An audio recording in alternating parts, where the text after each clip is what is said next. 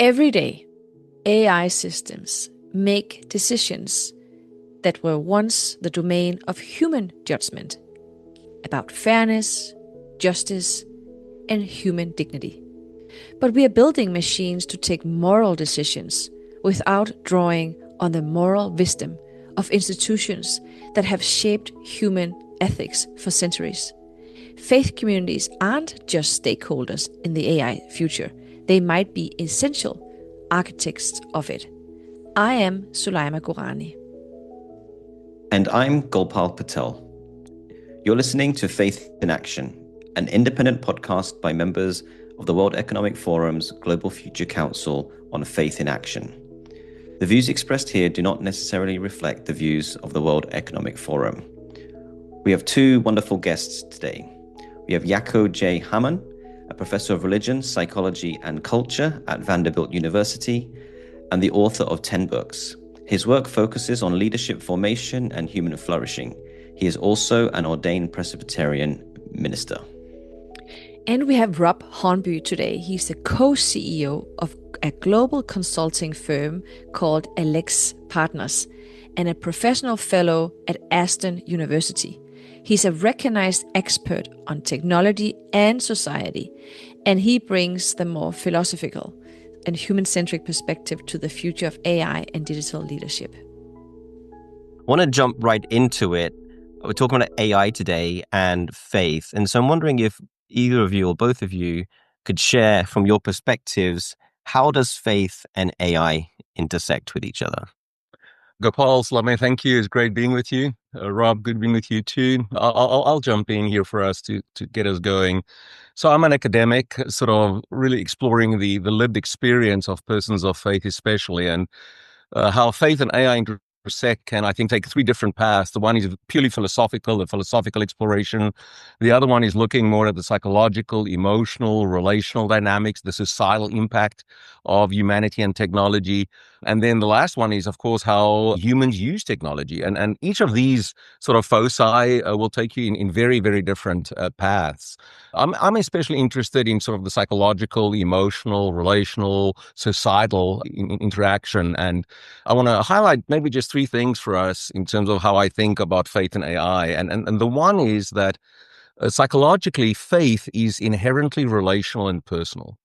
And, we have AIs implemented that are deeply personal and relational too. Each one of us have sort of an individualized algorithm that big companies use to market things to us. And that is not functioning at a very different level from having a personal belief, having personal rituals, a personal spirituality.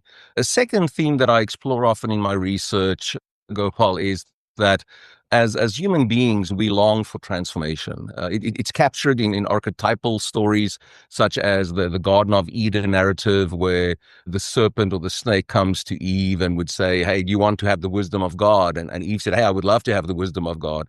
But basically behind that narrative is that we long for transformation. And I think AI platforms tap into this deep desire that we have around the desire for transformation and promises, of course, immense transformation for us, whether it is, an exoskeleton that makes you stronger, or whether it's an implant that will give you all the knowledge you want, or whether it is that moment of singularity that people expect. But it's not very far removed from this deep desire for transformation. And then maybe a last one that I explore often in my research is how faith traditions have a very clear understanding of what it means to be a human being and what is human flourishing, what does that would look like, how do values of peace and justice, compassion would intersect with our lives. And I think AI functions at a very similar level. Our whole desire to go to Mars, for instance, is impossible without AI. There is a lot of parallels between religious traditions that has stories of a pilgrimage or an exodus of some kind, leaving one place, going to the other. And here we are building AIs that will take us to another planet. Maybe that's enough for me to stop here, and then I'll let Rob chime in. Thank you, Jaco. Rob, can you build on this? What are your thoughts? Well, I also have 3 points. Maybe there's always 3 points. But my first one is perhaps an area of least interest to me personally, but I know it's very important. because AI is now involved in the life of faith, in as much as, for example, I was hearing a story of someone finding out that the prayers that were said in a church service in that particular case had been generated by AI. And there was a very mixed reception to that. So we see AI participating now in ritual and community, disclosed, undisclosed.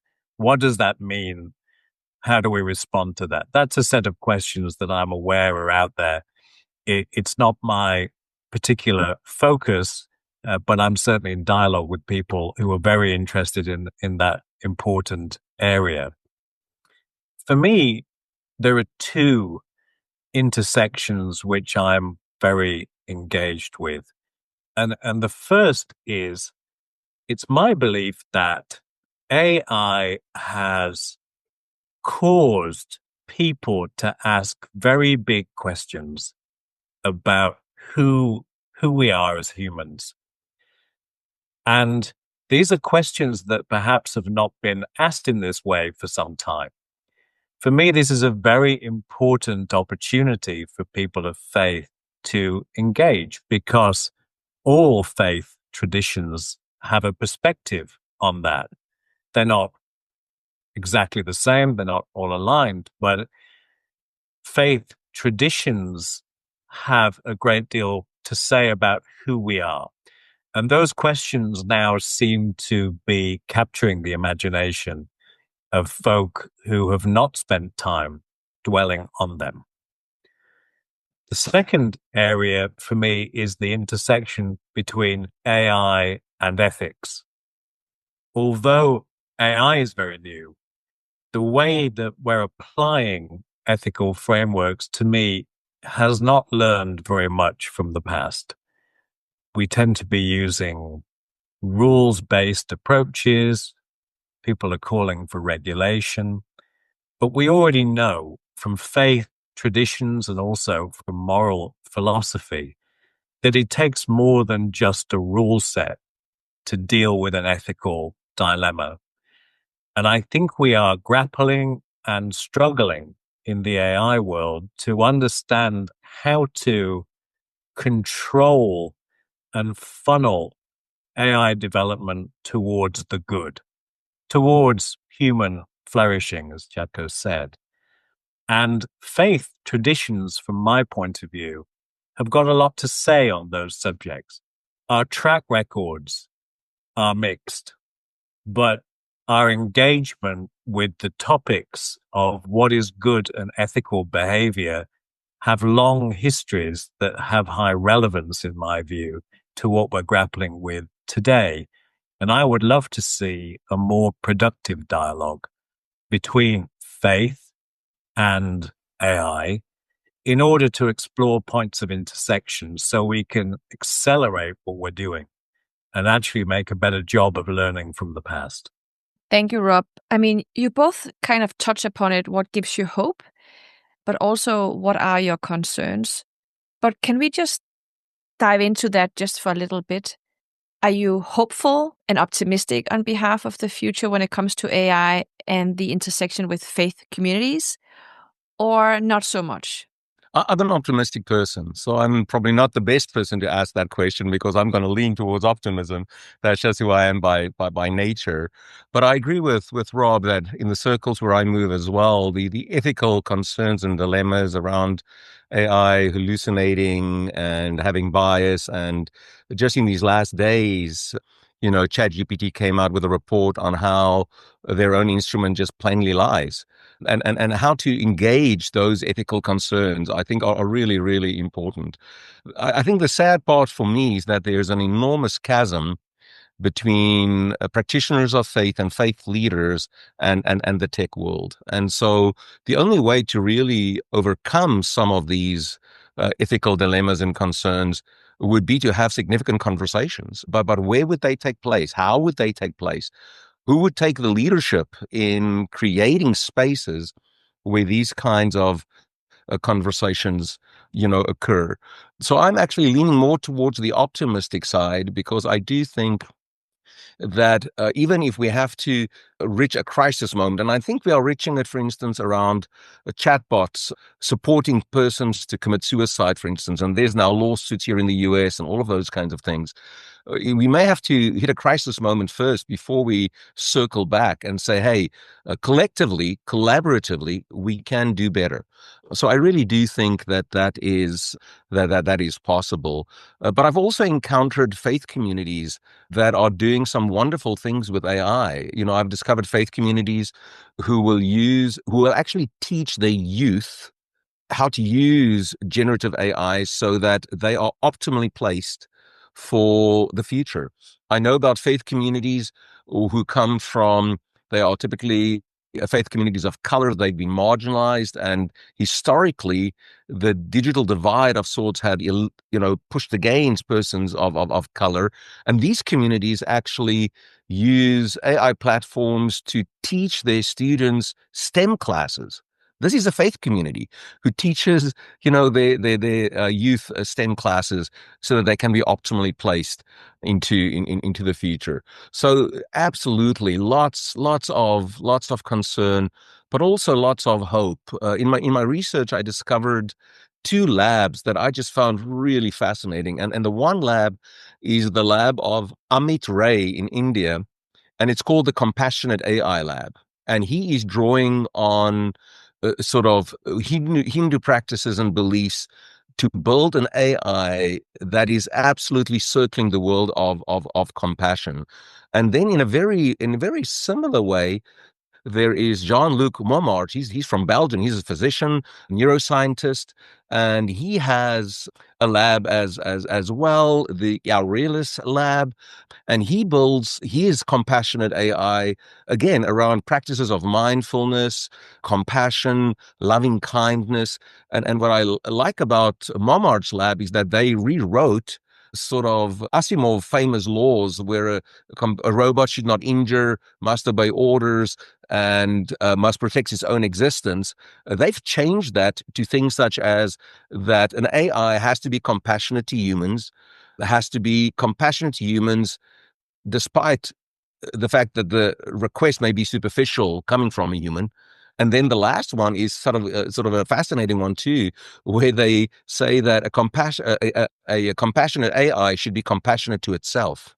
And what would that mean? So yeah, I'm actually more hopeful, as you can hear, although the concerns around bias and ethical concerns, the concerns about environmental impact, pretty large, and we have to address those clearly. So maybe you should have had a different other participant, because I'm also a natural optimist, and I've been a professional technologist for a very long time. My observation is that just in general, before I get to the specifics of the faith community, in general, as human societies, we muddle through technology-driven change. There are casualties, there are mistakes. Some of the issues are lasting and non-trivial. Overall, I would suggest that the net end situation is better than the start position. When it comes to faith communities in particular, I really do recognize the chasm that was mentioned. It's a very stark reminder of the different worlds in which religious figures and technologists typically occupy, because it's sometimes difficult to have any kind of conversation directly. But the beauty of faith communities is that they're pervasive and they're extensive. And so my optimism is that we will see the rise of hybrid people. That's why I'm very excited about the World Economic Forum Faith in Action group. Hybrid people who understand both worlds. They may not be the deepest experts in each of the worlds, but they understand something about how they come together. Faith communities have typically eventually fielded those prophetic voices who have made sense of technology developments on behalf of their faith communities. And I think that will happen again.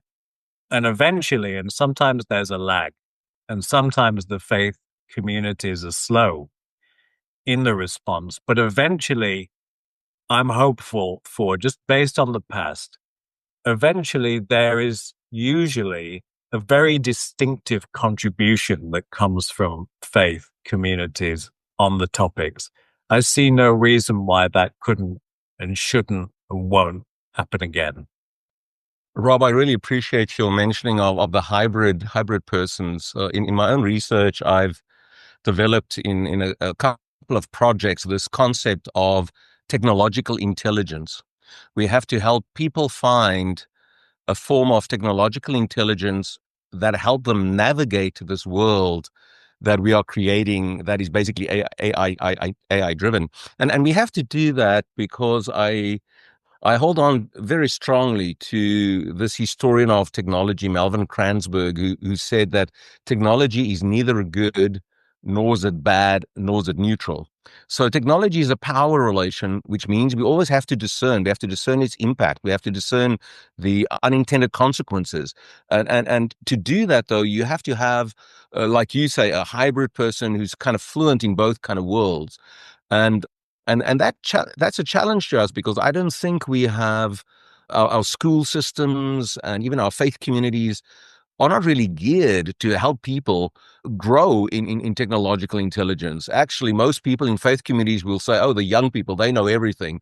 And if we want to, have something technologically done, the young people will do it for us, because young folk just naturally drift there, but vast generations of people are not. So I really appreciate the hybrid persons. It's a strong concept.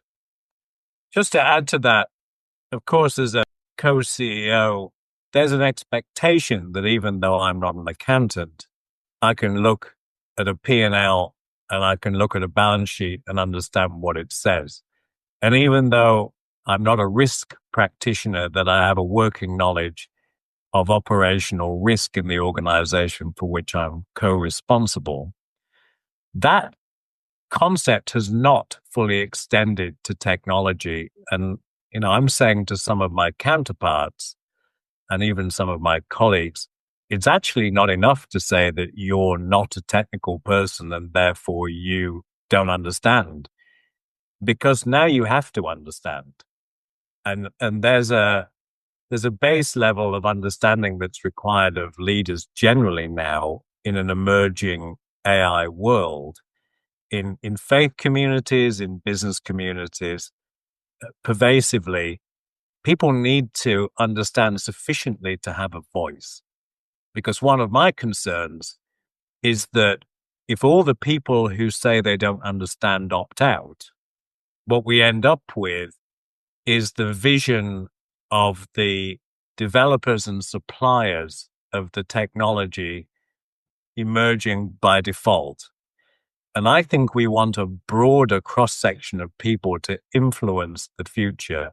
And that means we need to raise our level of understanding and be able to exercise some agency in what happens in the future.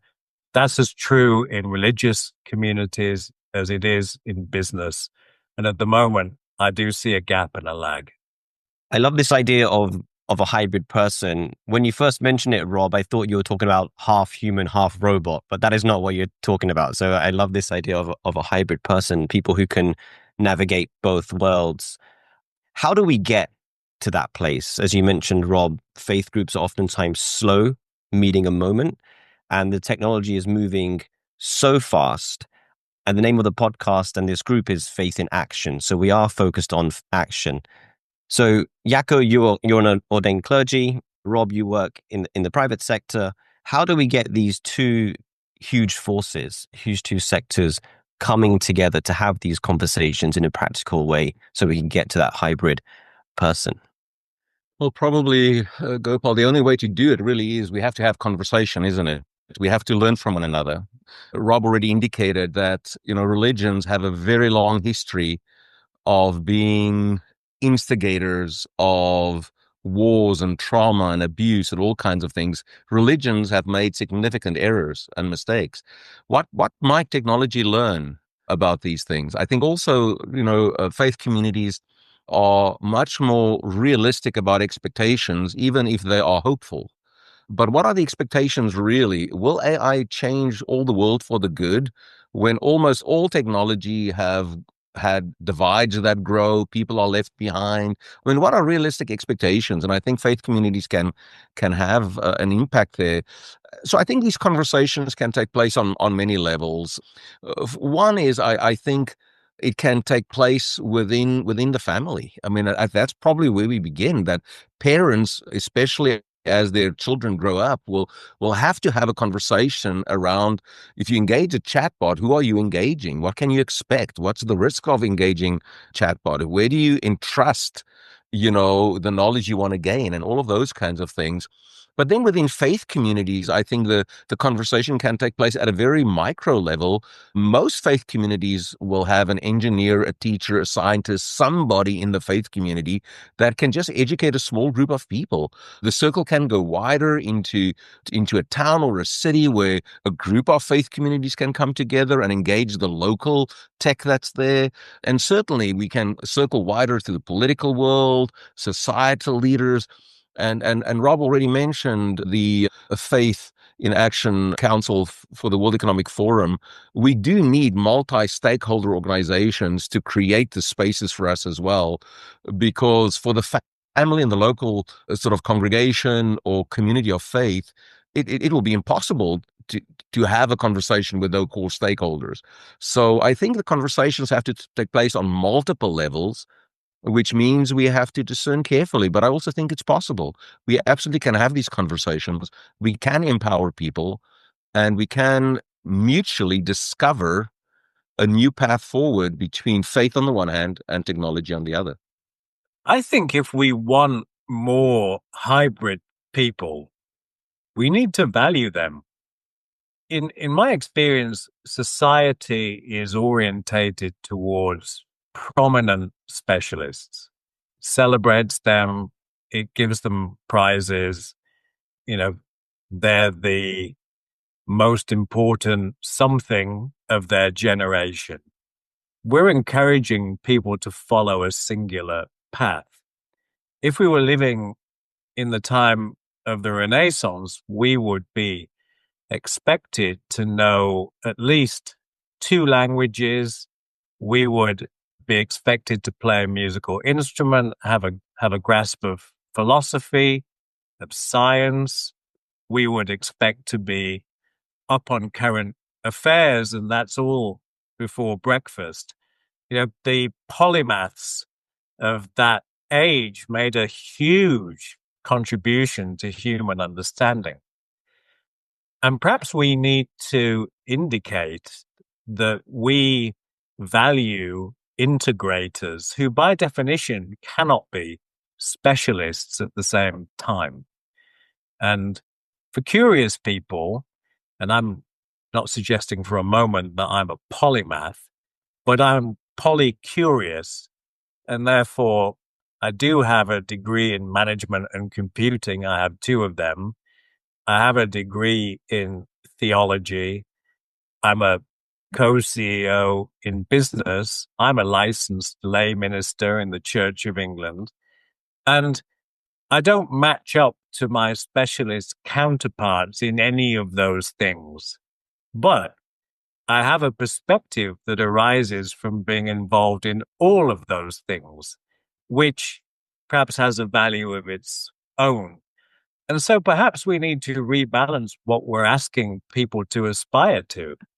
And if we begin to celebrate the people who integrate our knowledge, in this case, faith and AI, but there's a whole range of other things that would benefit from integration, in my view, perhaps we need to indicate that we value that, and then we might get more people who follow that route. I appreciate that so much, Rob. So I'm a tech founder in Silicon Valley, and many who are not close to Silicon Valley, the birthplace of a lot of AI, would or might actually think that there are no people of faith in that area. But in fact, there are so many. Maybe it's the birthplace of creativity, and creativity is often born out of some religious convincing that humans are here to create value, build, and help. I'm thinking about the fact that I'm seeing a lot of tech leaders, very prominent tech leaders, in fact, could be, the current president of Y Combinator, just to mention one, but there are so many. They are now publicly proclaiming their faith on social media and everywhere. Is this something that you see in your respective countries and communities as well, that more people are stepping up or proclaiming and being publicly and open and vocal about what faith they belong to and how they might use their faith in the way they built, for instance, AI? That's a tough question, Soulaima. In my world, which is literally the corporate university, the expression of faith in the workplace is limited to very select places. So I'm a member of a graduate department of religion. Within that department, you can absolutely bring in faith values. But corporations are really risk adverse. And part of that risk aversion, I think, frowns upon, if I can use that description, frowns upon the expression of faith which may offend somebody else.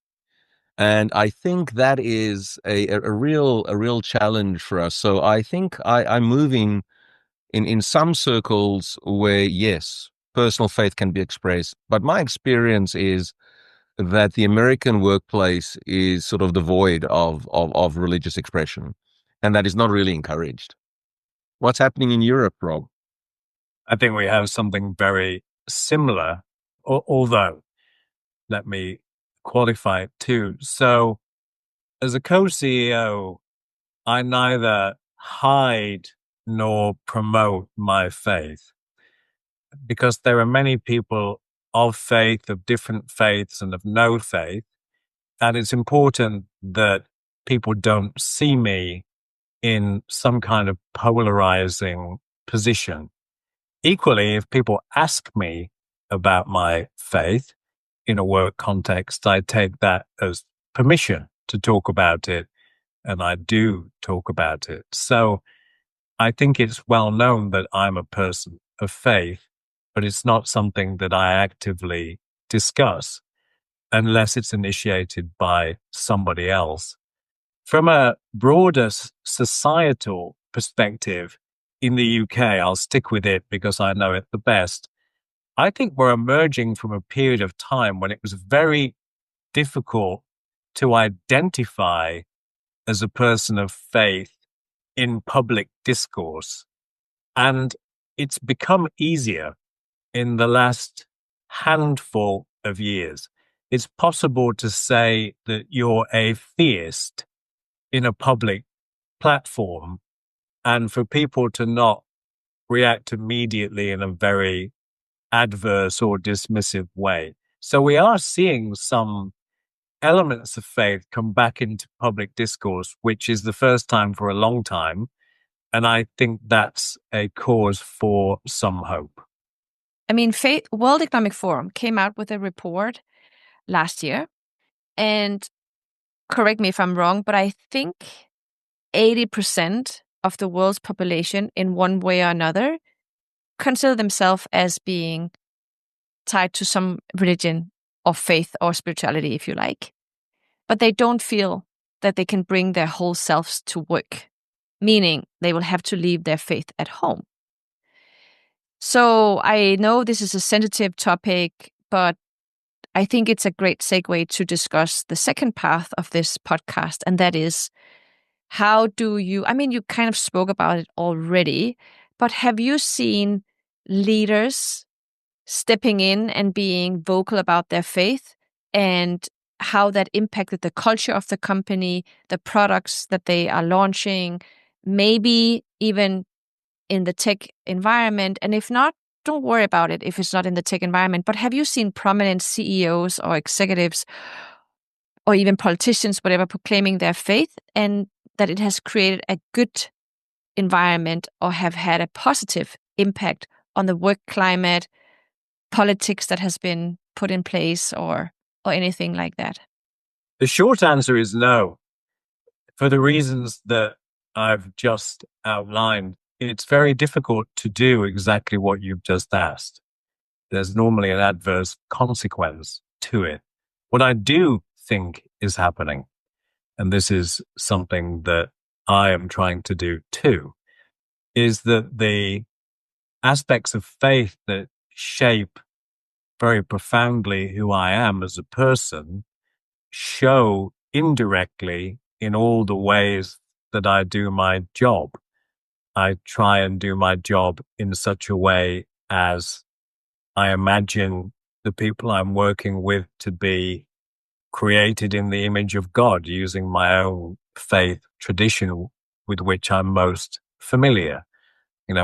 Intuitively, that creates a degree of equality between people's value and so on. So I see many examples of people pouring their faith into a set of values that may not be directly expressed in faith terms, and then applying that to build culture and interaction in a way that's very consistent with their faith. So I think for many of us, it's a two-step process.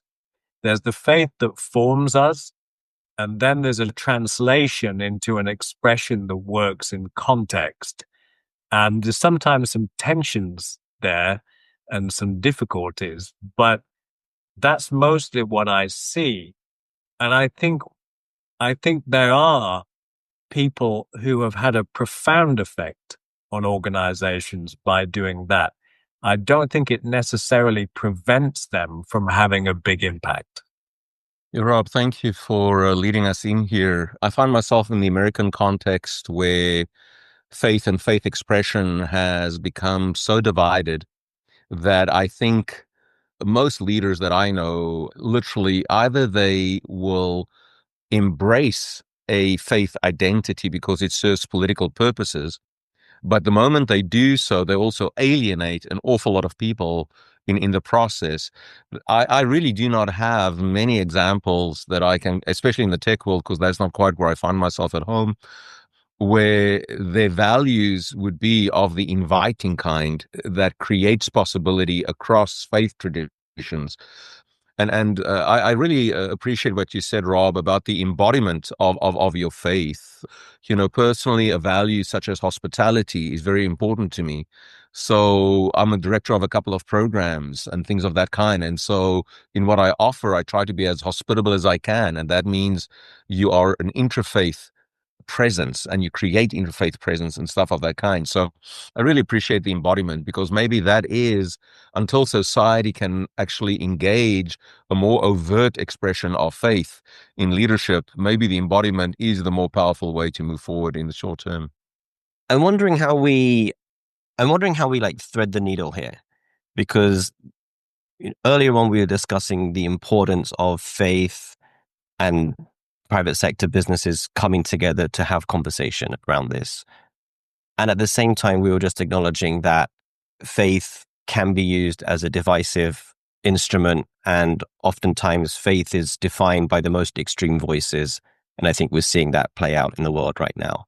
So as it's more defined by the extreme voices, those of us who don't lean to that end of the political spectrum, either side, move into the more embodiment aspect of faith, which is what you're both talking about. So how do we thread the needle here by encouraging both sides to talk to each other and at the same time recognizing that people may be scared, which I think, Rob, you had mentioned earlier, because it is being such a polarized aspect of society today. I'm just wondering how we kind of reconcile those two dynamics that are taking place right now. Wish I had a nice, easy answer to that, which just cracked the code, but I don't. I observe the problem in a very acute way. But I think there are some points of intersection that do work. There's a point of intersection in a dialogue about shared values, which I alluded to already. in some ways, corporate values, which are almost ubiquitous, I would say, in organizations, they are a corporate version of virtues, that have their roots in Aristotle. I'm sure that the people who develop them are not thinking that when they do, but that's what they are. And so corporations are finding ways to extract value from these traditions, even when they don't know it. And so there is some ground to do with shared values that allows us to have dialogue as long as the dialogue is representative in some way. So the fact that I'm involved in the World Economic Forum Faith in Action program with the full support of my organization is exactly one of those examples. It's a representative dialogue. It's in the context of something that the firm I work for considers important. And that's a point of intersection. I think they have to be sought because they're relatively rare, but they do exist. And perhaps the first thing we can do is seek out those opportunities where there is a reasonable basis on which to engage. One of the things I've noticed sometimes about faith leaders is that they assume that commercial corporations might want to engage just for altruistic reasons. But that's actually quite hard to do now, because if you pick a faith, you've automatically deselected all the others, to Jaco's previous point. And so actually it's really tough for corporations to engage that way. So there has to be a reason. There has to be a legitimate purpose that can be explained to shareholders as to why you're spending time and money in that way. And developing culture, learning about relevant contexts in which maybe customers exist, and so on. These are ways in which we can find legitimate points of connection. But it does create some dilemmas, and it requires creativity. Jaco, anything you want to build on that? Yeah. Recently I was invited with a very large company, a global company, to have some conversations around the integration of AI sort of in mid-management level, where the AI is actually replacing some of that middle manager's job description. And people were super, super anxious. And we started the conversation, and then something happened that changed the whole path. And Gopal, this might be another entry point.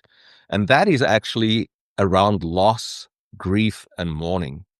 We know that AI is changing the workplace. People are losing their jobs because of AI implementation.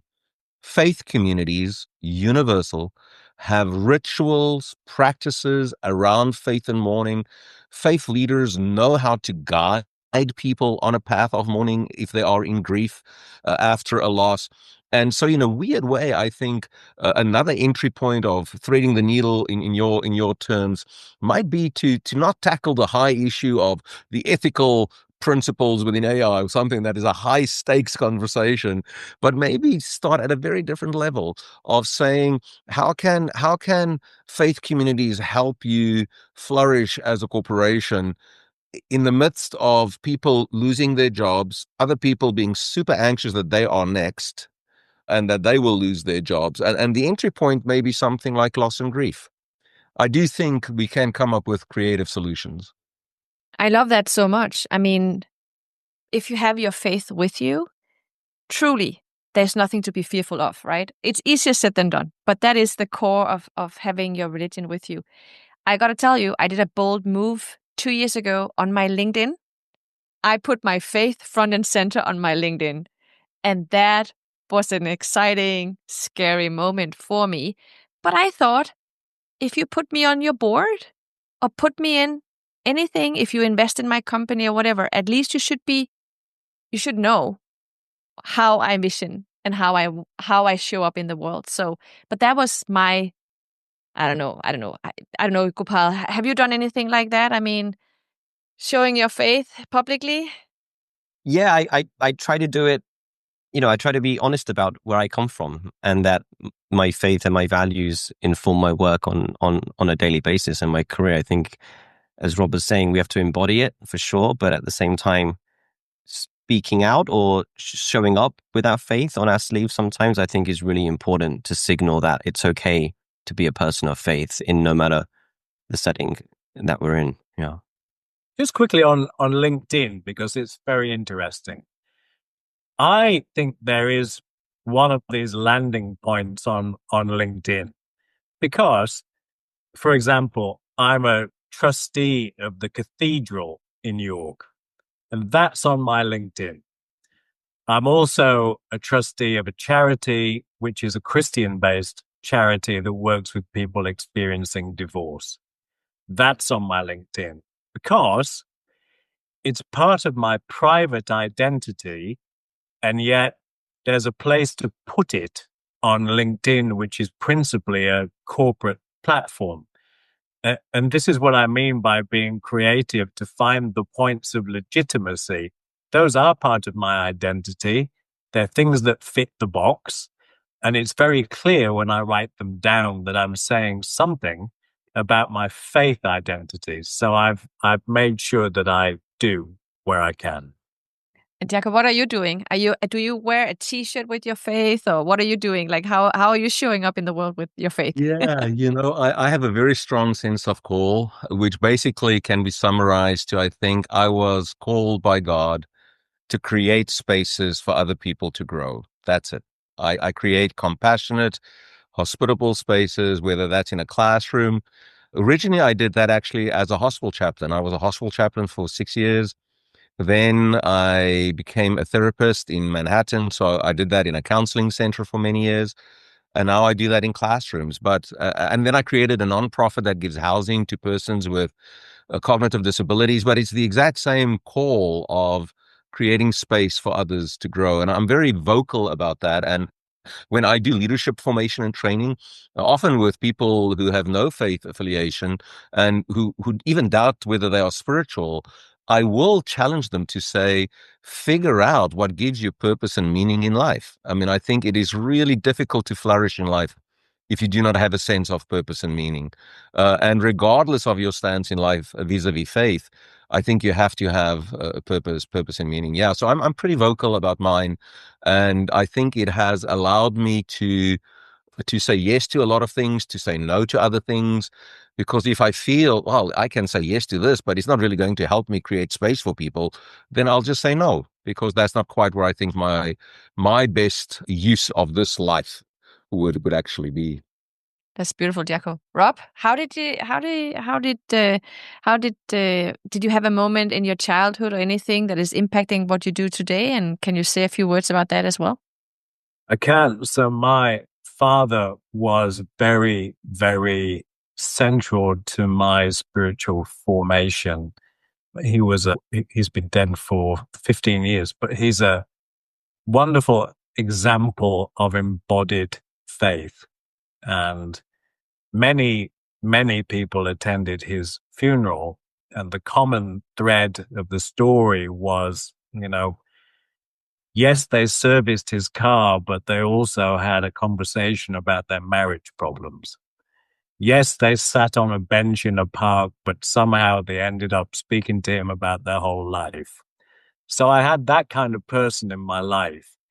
And either because of that or alongside that, I always had a very intuitive sense of the existence of God. From very, very small, I asked if I could take my own form of communion at home when I was 5. And my parents didn't quite know what to do. I ended up with some bread and some blackcurrant juice. But it was somehow embedded in me. It could have come from my dad. It could have been there already. But the two things together catalyzed my faith. And I very much see myself rooted in that kind of faith now that my dad demonstrated in those ways all that time ago. I'm smiling, Rob. Sorry, Soulaima, No, I'm absolutely. smiling because I can trace my ancestry to Johann Jürgen Hamman, who left Staucha in Germany in 1655, when, as a Protestant Christian, he felt persecuted by a Catholic king. And 2 years later, he landed in Amsterdam. And from Amsterdam, he went down as a blacksmith to Cape Town. And so since the 1650s, my family has been pretty overt in their Christian sort of expression. So you grew up in a house that the air that you breathed was a house of faith. I grew up in a very similar house. My mom, I think, had the biggest impact on me. So I was a child during the high days of the apartheid system. And my mom was one of very, very few women that I met who would go into the black townships neighboring our town to help black women read, to teach them how to read.